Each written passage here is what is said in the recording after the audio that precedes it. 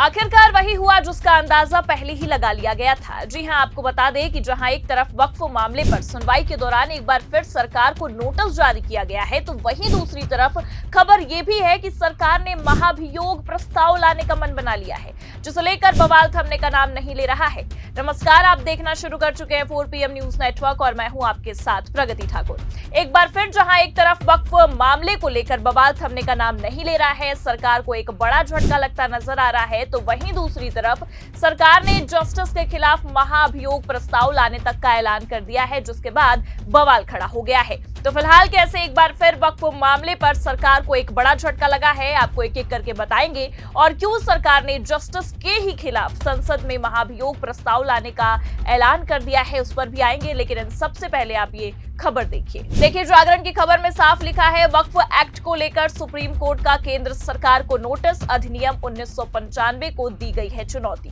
तो जैसा कि आप जानते हैं कि 3 दिनों की सुनवाई के बाद सरकार ने वैसे ही घुटने टेक दिए थे और खबर ये निकलकर सामने आती है कि सीजेआई गवाई की बेंच ने वक्फ की सुनवाई पूरी कर ली है और फैसले को सुरक्षित भी रख लिया है। देखिए खबर हमारे पास मौजूद है, इसमें लिखा है, वक्फ संशोधन कानून पर सुप्रीम कोर्ट में सुनवाई पूरी, कोर्ट ने फैसला रखा सुरक्षित। आगे बताया गया है, वक्फ संशोधन कानून पर अंतरिम रोक के मुद्दे पर सुप्रीम कोर्ट ने बहस पूरी करके अपना फैसला सुरक्षित रख लिया है। 3 दिन चली बहस में याचिकाकर्ताओं ने कानून को मुसलमानों के धार्मिक स्वतंत्रता के अधिकार के खिलाफ और भेदभावपूर्ण बताते हुए अंतरिम रोक लगाने की मांग की, जबकि केंद्र सरकार ने कानून को सही बताते हुए अंतरिम रोक का जोरदार विरोध किया। तो दरअसल आपको बता दें कि वक्फ मामले को लेकर लगातार पहले ही दिन से बवाल देखने को मिला और मुस्लिम संगठन लगातार इस कानून का विरोध करते नजर आया।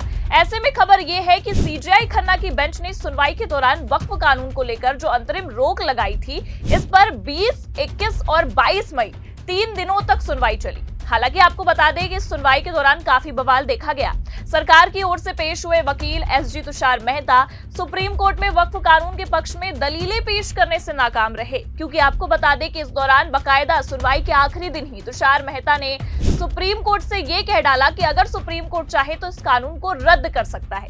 यानी कि सुप्रीम कोर्ट को अगर लगता है कि ये कानून सही नहीं है तो उसे रद्द किया जा सकता है, जिससे ये साफ समझ में आ रहा है कि भारतीय जनता पार्टी को सुप्रीम कोर्ट के रुख का अंदाजा अब लग चुका है। खैर आपको बता दें कि जहां एक तरफ सुप्रीम कोर्ट में वक्फ कानून पर अंतरिम रोक वाली याचिका पर सुनवाई पूरी हुई, अपना फैसला भी सुप्रीम कोर्ट ने सुरक्षित रखा, वहीं आप देख सकते हैं कि खबर यह है कि अधिनियम 1995 को अब सुप्रीम कोर्ट में चुनौती दे दी गई है।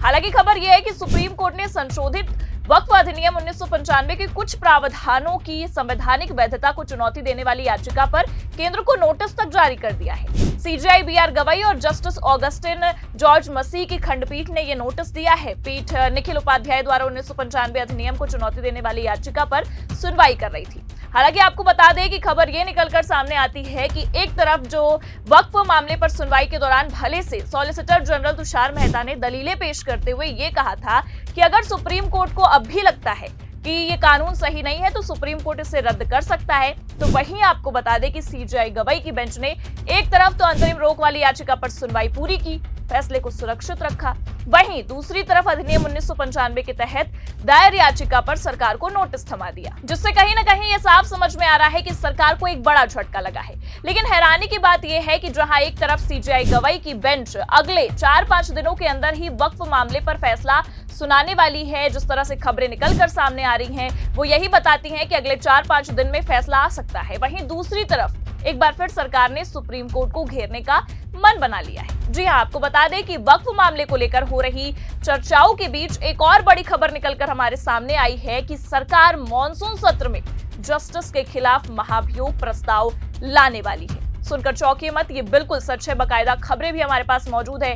देखिए भास्कर की खबर, इसमें लिखा भी है, जस्टिस वर्मा के खिलाफ सरकार महाभियोग ला सकती है, मॉनसून सत्र में प्रस्ताव संभव, कैश कांड के दोषी जज के घर जले नोट मिले थे। तो जैसा कि आप जानते हैं कि लगातार जस्टिस वर्मा के खिलाफ सुप्रीम कोर्ट ने कार्रवाई क्यों नहीं की, उसे लेकर बवाल थमने का नाम नहीं ले रहा है। सीजेआई खन्ना के कार्यकाल से ही सुप्रीम कोर्ट पर उंगलियां उठाई जा रही हैं। देखिए हिंदुस्तान की खबर, इसमें लिखा भी है कि जस्टिस वर्मा के खिलाफ FIR में इतनी देरी क्यों, उपराष्ट्रपति धनखड़ ने उठाए सवाल। तो बार बार सवाल उठाए गए हैं, एक नहीं बल्कि कई बार जस्टिस वर्मा केस को लेकर सुप्रीम कोर्ट पर सवाल दागे गए हैं। सीजेआई खन्ना के कार्यकाल में भी कई दफा ऐसा देखा गया, लेकिन असल मुद्दा यह है कि एक बार फिर जब वक्फ मामले को लेकर सुप्रीम कोर्ट में मसला गरमाया है, आपको बता दें कि सीजेआई खन्ना के बाद अब सीजेआई गवाई के कार्यकाल के दौरान एक बार फिर जस्टिस वर्मा के मुद्दे को उठा दिया गया है। हालांकि ये अब भी जानते हैं कि जस्टिस वर्मा के घर में 14 मार्च की रात आग लगने के बाद उनके घर के स्टोर रूम से 500 रुपए के जले नोट के बंडलों से भरे बोरे मिले थे, जिसके बाद उन्हें इलाहाबाद हाई कोर्ट ट्रांसफर कर दिया गया था, जिसे लेकर ही मामला काफी गरमाया। और इतना ही नहीं बल्कि इसी मामले पर 22 मार्च को तत्कालीन सीजेआई खन्ना ने जांच समिति बनाई थी। कमेटी ने 3 मई को रिपोर्ट भी तैयार की और 4 मई को सीजेआई को सौंपी भी थी, जिसमें जस्टिस को दोषी भी ठहराया गया था। कमेटी की इसी रिपोर्ट के आधार पर ये जो रिपोर्ट मिली, उसके बाद तत्कालीन chief justice CJI Sanjeev Khanna ने जांच रिपोर्ट राष्ट्रपति द्रौपदी मुर्मू और प्रधानमंत्री नरेंद्र मोदी तक को भेजी थी। उन्होंने खुद जस्टिस वर्मा के खिलाफ महाभियोग चलाने की सिफारिश की थी। और अब खबर ये निकलकर सामने आती है कि वक्फ मामले के इतर जाकर सरकार ने एक बार फिर जस्टिस वर्मा के मामले पर फोकस करना शुरू कर दिया है। देखिए खबर में आगे लिखा भी है, कैश कांड मामले में जस्टिस यशवंत वर्मा के खिलाफ केंद्र सरकार संसद में महाभियोग प्रस्ताव लाने पर विचार कर रही है। न्यूज एजेंसी पीटीआई ने सरकार से जुड़े सूत्रों के हवाले से बताया है कि 15 जुलाई के बाद शुरू होने वाले मॉनसून सत्र में यह प्रस्ताव लाया जा सकता है। हालांकि सरकार अभी भी इस बात का इंतजार कर रही है कि जस्टिस वर्मा खुद इस्तीफा दे दे। हालांकि आपको बता दें कि वक्फ मामले को लेकर जहां एक तरफ पेच फंसा है, वहीं एक बार फिर जस्टिस वर्मा मामले ने तूल पकड़ा है।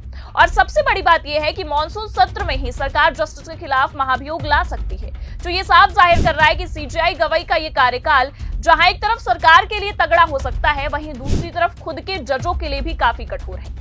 क्योंकि जस्टिस वर्मा के खिलाफ भी आने वाले समय में ये प्रस्ताव पास हो जाता है तो उन्हें पद से बर्खास्त कर दिया जाएगा, जिससे ये साफ समझ में आ रहा है कि वक्फ के फैसले के साथ साथ सीजेआई गवाई के हाथों एक और महत्वपूर्ण जिम्मेदारी लग चुकी है, जो कहीं ना कहीं ये साफ जाहिर कर रही है कि सीजेआई गवाई का ये 6 महीने का जो कार्यकाल है, ये काफी ऐतिहासिक फैसलों से भरा होने वाला है। हालांकि इसी बीच सबसे महत्वपूर्ण फैसला जो है वो वक्फ को लेकर ही होने वाला है, जिस पर सबकी निगाहें टिकी हुई हैं।